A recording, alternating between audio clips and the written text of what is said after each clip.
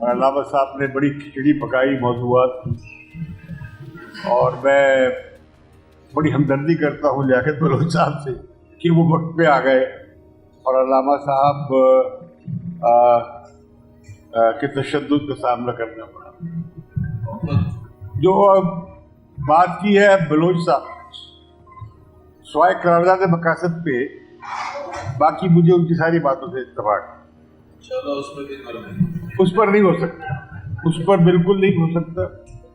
और जमात इस्लामी का जो पाकिस्तान बनने से पहले मौक़िफ़ था, मुझे हैरानगी होती है कि जमात इस्लामी से क्यों पीछे आ रही। मुझे इस पर एतराज़ नहीं। बात क्या है, आज फिक्र पाकिस्तान की बात करें, ये पाकिस्तान की फिक्र करें। मुझे मालूम नहीं था मेरा मौजू क्या है, और बस ये देख लिया, अच्छा ठीक है, फिर बात करें।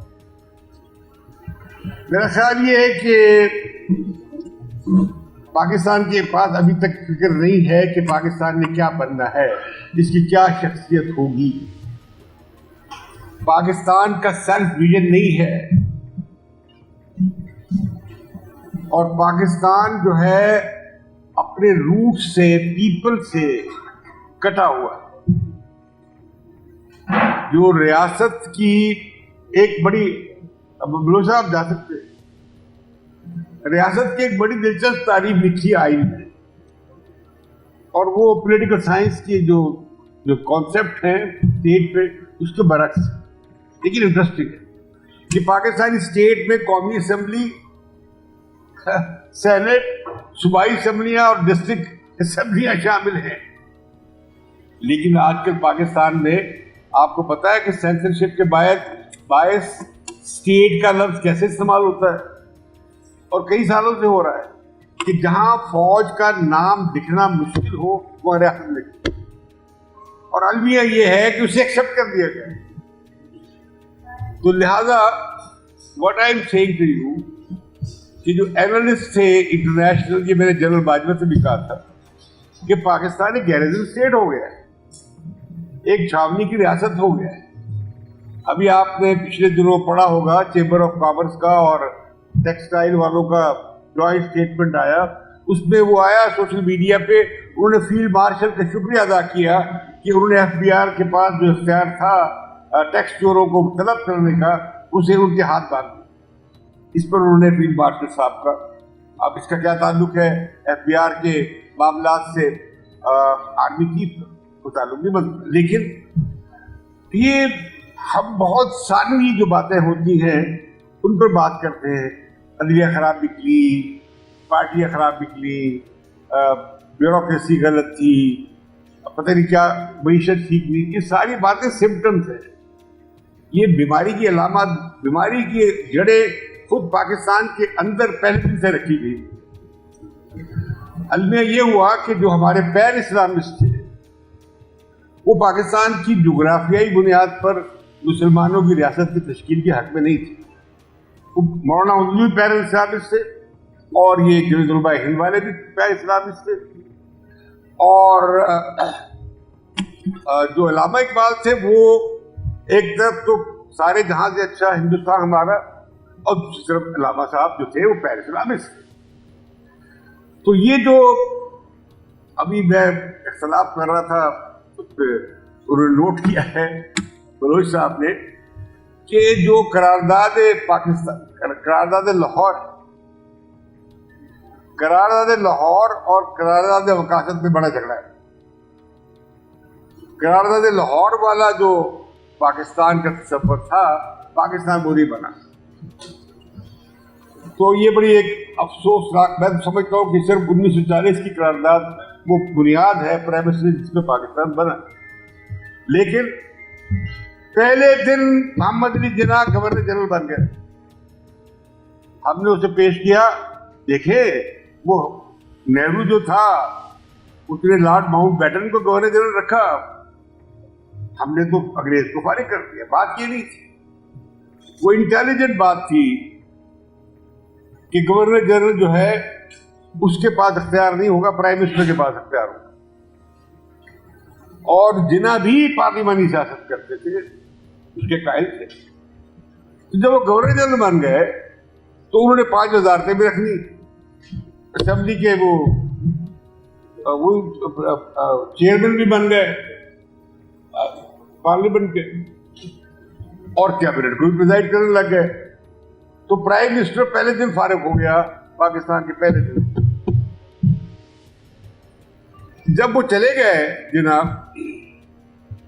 तो उसके बाद मसला आया कि गवर्नर जनरल कौन हो, और लियाकत अली खान प्राइम मिनिस्टर है। तो एक डमी बेचारे थे राजमुद्दीन ख्वाजा साहब, बड़े शरीफ आदमी थे, उन्हें गवर्नर जनरल बना दिया, और लियाकत अली खान पावर शिफ्ट हो गई बैक टू प्राइम मिनिस्टर। अब मुस्लिम लीग की ये जो क़यादत थी, इनकी वेस्ट पाकिस्तान में और ईस्ट पाकिस्तान में कोई जड़ें नहीं थी। उनकी जड़ें होंगी यूपी में, उनकी जड़ें होंगी मिनॉरिटी मुस्लिम एरिया में, यहाँ नहीं। लिहाजा मैं समझता हूँ कि करारदाद मकासद जो थी, ये बाई प्रोडक्ट थी उस बात की कि मुस्लिम लीग की यहाँ पे कोई कॉन्स्टिट्यूंसी नहीं थी। पंजाब में मुस्लिम लीग 1946 तक नहीं थी। वो तो जब यूनियनिस्ट पार्टी ने कन्वर्ट बदली और चीफ मिनिस्टर प्राइम मिनिस्टर ने पंजाब के मुस्लिम लीग के साथ शामिल हो गए, तो मुस्लिम लीग यहाँ बन गई। तो लिहाजा मैं बात करना चाहता हूँ कि ये जो मामला है ये आखिर क्या है। अभी बात मैं फिर गौर कर रहा था, ये जो हाइब्रिड निजाम, ये तो सारा कॉलोनियल कंटिन्यूएशन है। कब हाइब्रिड निजाम नहीं रहा? क्या जो ब्रिटिशर्स ने इंडिया एक्ट के तहत 1935 के जो सिस्टम दिया वो हाइब्रिड नहीं था? उसमें उन्होंने लोकल लेवल पे पावर शेयर की। जो रियल सॉवरन था वो ब्रिटिशर था, वो बरतानिया था। तो यहाँ पे जो कॉलोनियल सिस्टम की जो रवायत थी और उसकी जो ब्यूरोक्रेसी थी, उसने कहा कि ये जो मुल्क है ये तो हमारा है। और अंग्रेजों के और जो पाकिस्तान बना पोस्ट इंडिपेंडेंस, पोस्ट पार्टीशन, उस पाकिस्तान में और ब्रिटिश इंडिया में पीपल वर नॉट सॉवरन, अवाम हुक्मरान नहीं थे, दारे आला के मालिक नहीं थे। और वो सिलसिला आज तक पाकिस्तान में मौजूद है कि अवाम इस मुल्क के हाकिम नहीं है। ये जो स्टेट की तारीफ होती है, पता नहीं क्या क्या तारीफें आती है, इसलिए जाहिर लोग, और खास तौर पे जो मुझे माफ कीजिए इस्लामिक पॉलिटिकल थॉट में ये डेवलपमेंट हुई ही नहीं। नेशन स्टेट का तस्वर ही नहीं आया। जो स्टेट है उसमें 3 अनासर, अवाम, जोग्राफिया और सॉवरेन। जो सॉवरेन जो रूलर है वो सॉवरेन, तो पीपल नहीं है। तो हम तो कहते हैं कि पीपल की जरूरत ही नहीं थी मुस्लिम की पाकिस्तान में, सिर्फ जोग्राफी की जमीन की जरूरत थी। अब ये बलूचिस्तान में यही कह रहे हैं, पीपल की जरूरत नहीं है, उनकी बात है आज की जरूरत। तो पीपल नहीं है तो फिर कोई कौम नहीं। अभी बहुत अच्छी बात की, हम बात कर रहे थे बलोच साहब ने, कि कोई ग्राउंड रूल तो हो किसी मुल्क का। ये जो हम कहते हैं मिसाके मदीना, या उससे पहले जो ट्राइबल सोसाइटीज हैं, या हमारे यहाँ ट्राइबल, उनका एक ग्राउंड रूल है।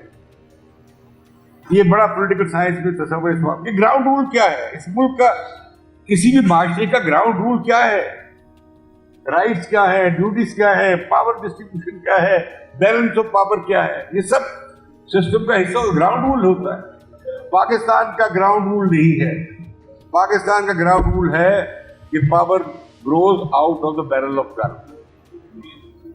तो आप क्या शिकायत करेंगे, किसे वकील करें, किससे मुंतफी चाहें।